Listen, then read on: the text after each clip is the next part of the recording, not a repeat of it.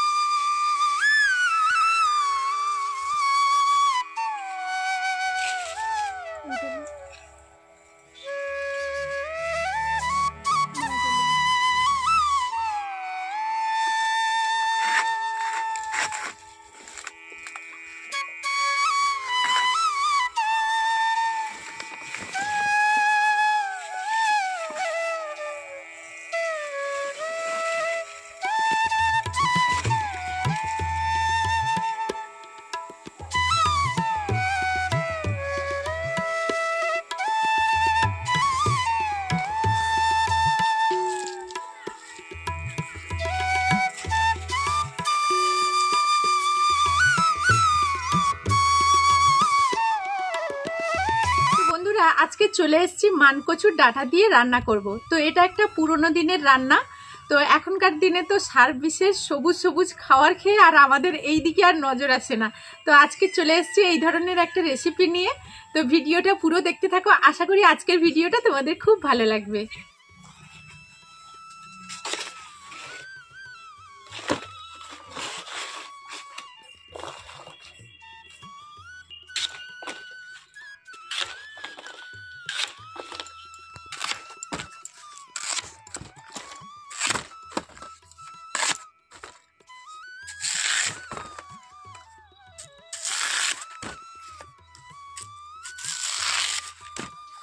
তো এগুলো এখন কেটে নিয়েছি, এখন জলে পরিষ্কার করে নেব।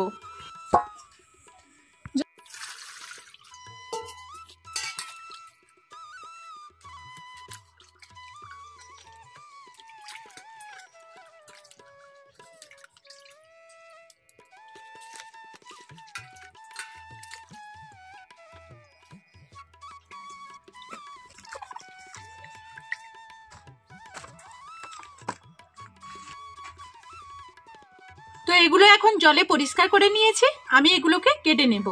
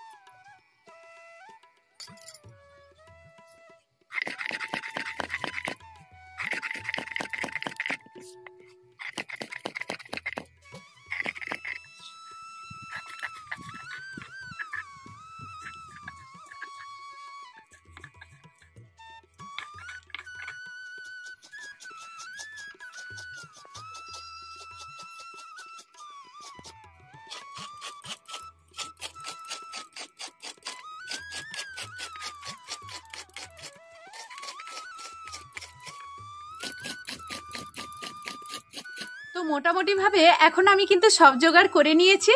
এর মধ্যে আমি যে মানকচুটা ভাপাতে বসিয়ে দিয়েছিলাম সেটা কতটা কি হয়েছে চলো দেখে নিই।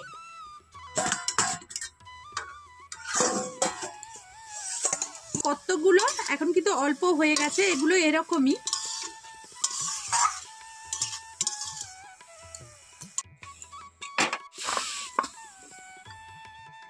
তো এখন দেখো এইভাবে কিন্তু আমি চেপে চেপে নিচ্ছি, কারণ উপরন্তু জলগুলো বেরিয়ে যাবে। কত জল বেরিয়েছে দেখো।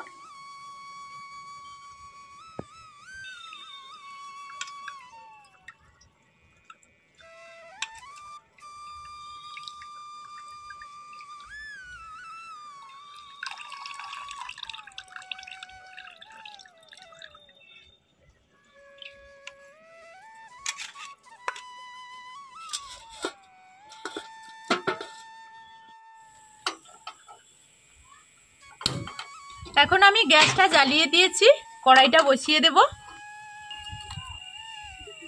কড়াইতে দিয়ে দিচ্ছি সর্ষের তেল, দিয়ে দিচ্ছি 5 ফোড়ন হিসেবে এলাচ, লবঙ্গ আর দারুচিনি, একটা তেজপাতা দিয়ে দেব।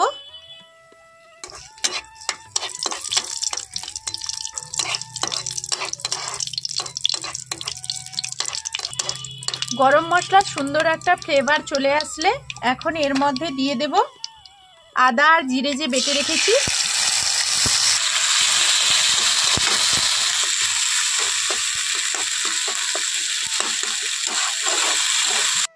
জিরে আর আদাটা যখন খুব ভালোভাবে মশলাটা ভাজা হয়ে যাবে তখন আমি এর মধ্যে অ্যাড করব মানকচুর ডাঁটা, যেটা সেদ্ধ করে রেখেছিলাম।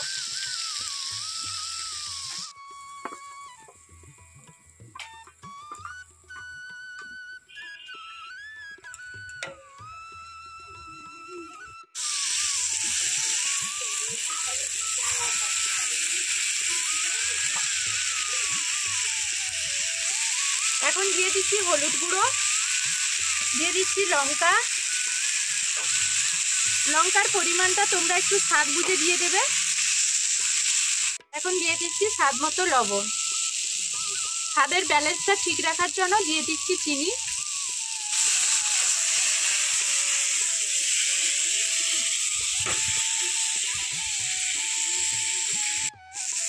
এখন দিয়ে দিচ্ছি নারকেল কুড়ো।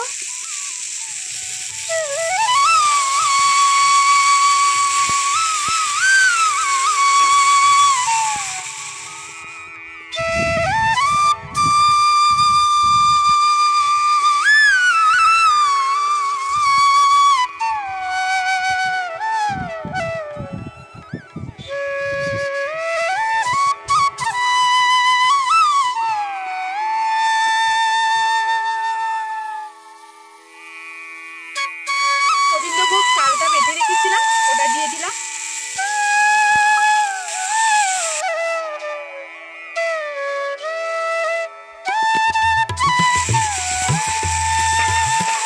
এখন আমি এর মধ্যে দিয়ে দিচ্ছি কয়েকটা কিশমিশ।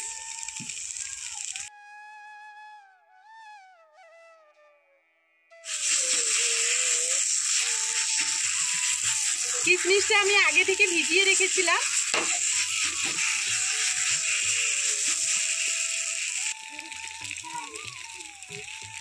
তো আমি একটু তেঁতুলকে এখানে এরকম জলের মধ্যে মাখিয়ে নিচ্ছি, আর এই তেঁতুলের খাকাটাকে আমি ফেলে দেব, আর তেঁতুলের এই জলটাকে আমি দিয়ে দেব।